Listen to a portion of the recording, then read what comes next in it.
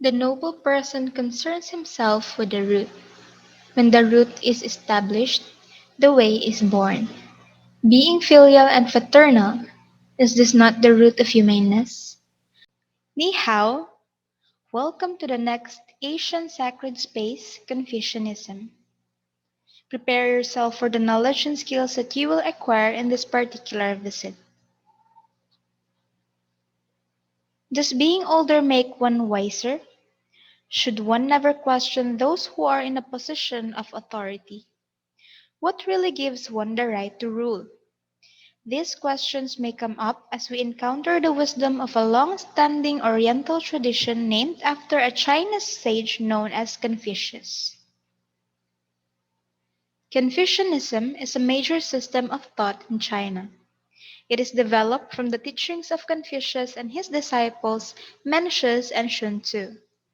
It has influenced the Chinese attitude toward life, set the patterns of living and standards of social value, and provided the background for Chinese political theories and institutions.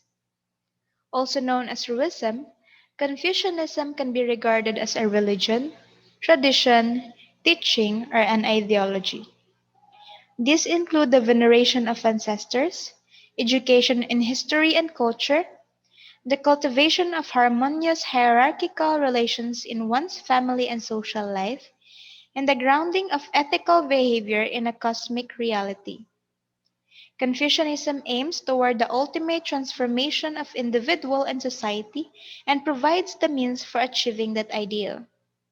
The emphasis on good education for good governance made it the leading educational theory in China. The founder of Confucianism is Confucius. Confucius is the Latinized name for Kong Tu or Kung Fu Tu. He is born on September 28, 551 BC during the Zhou dynasty. He was born into a middle-class family, but after his father's death, the family was consigned to poverty. Confucius worked in the fields and as a bookkeeper, but later on became a teacher. He became an influential philosopher, politician, and educator during a tumultuous period of Chinese history. The Confucian canon of sacred text is believed to consist of writings that came before Confucius and of texts that were edited and later added by the Confucian scholars. These basic Confucian texts are the Sishu, or four books, and the Wujing, or five classics. The four books, which served as an introduction to Confucian thought and used to be the core of the curriculum for the Chinese civil service examinations, are the Analects or Lonyu, which means edited conversations.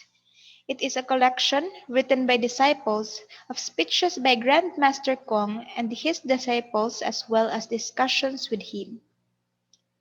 Mencius or Mengzi, which means Lord or Master Meng, a collection of conversations between the Confucian scholar Lord Meng and kings of his time.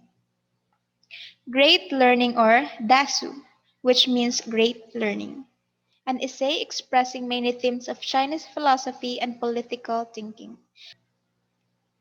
Doctrine of the Mean or Zongyong, which means unchanging middle, is an essay concerning the relationships between heaven and earth, demonstrating the usefulness of the Tao to gain perfect virtue, also appending to the Li Jing. The five classics, which contain many Confucian ideas, even if they are not exclusively Confucian texts and were for centuries at the core of Asian education, are Book of Changes or Yijing, Book of Historical Records or Shujing, Book of Odes or Shijing, Book of Rites or Lijing, Annals of Spring and Autumn or Chukyu. Strictly speaking, the Confucian tradition has no deity. However, Chan, which means sky or heaven, is a key Confucian concept. In Chinese thought, heaven or sky does not exist separate from earth. Heaven is yang, while earth is yin. Both exist in balance, seeking harmony. This symbol is the symbol of Confucianism. The Chinese ideogram shu, which means water, represents the line of a flowing river. The Tao has often been compared to a relentlessly flowing body of water that can wear away the hardest stone. Like the Taoist, Master Kong believed in the innate goodness of human beings, who learn best through example. It is bad example and poor leadership in society, according to Mengzi, that influences people to become evil.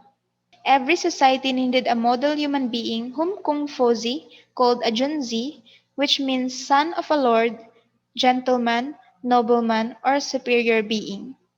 Such a Yunzi was the opposite of Shaorin, which means small or petty person, who was narcissistic, narrow-minded, and aggressive. Like a reformer inspired with a religious zeal, Master Kong strived to model for his disciples what it meant to be a Junzi. His goal was not only to inform but also to form and reform, which made him one of the most successful teachers in history. This presupposes the practice of the Confucian doctrine of Zhengming, or rectification of names.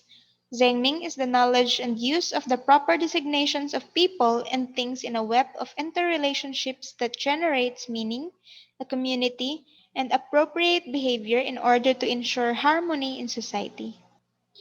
Zhengming acknowledges five lasting relationships, which are unequal but reciprocal. When these five basic hierarchical relationships are properly ordered according to Li, there will be harmony in society.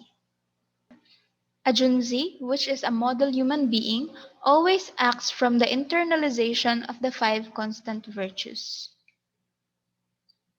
Consequently, the core teaching of Confucianism is to be a Junzi, or a model human being, by following the moral way comprising the constant virtues of love, justice or righteousness, wisdom, propriety, and loyalty or reliability in order to promote harmony in society. In Chinese culture, to be called old is a sign of ultimate respect. Life is considered to begin at 60, when one reaches the age of being respected for having attained wisdom. In the Chinese family, the aged parent or grandparent, because of his or her accumulated wisdom, has the final word. Consequently, the Chinese are expected to practice virtue of Shao or filial piety. Out of gratitude for their wise guidance and as a concrete manifestation of Ren, one obeys and later supports one's parent while they are alive, and shows them reverence even after they are dead by giving them a proper funeral and through memorial offerings. Does the virtue of filial piety demand strict and unquestioning obedience?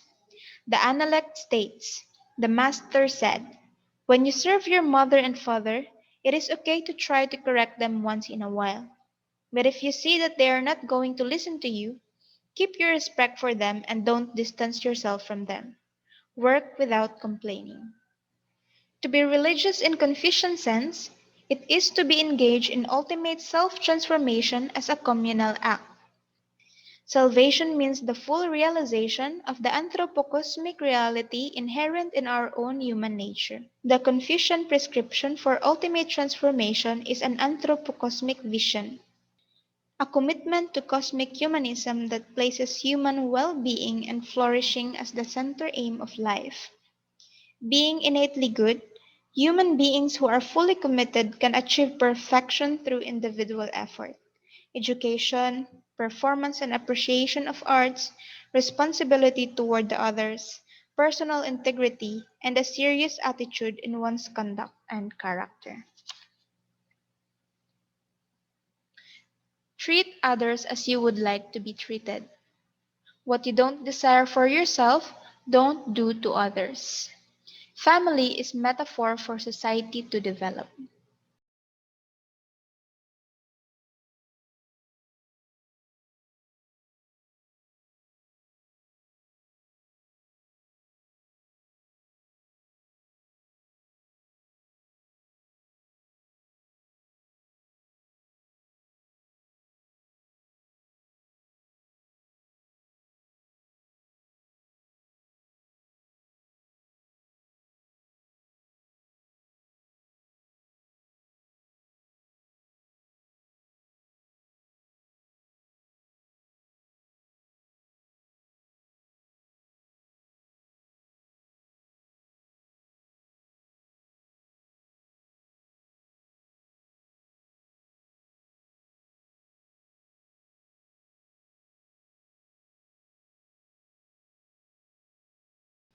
In education, status and hierarchy was dissolved.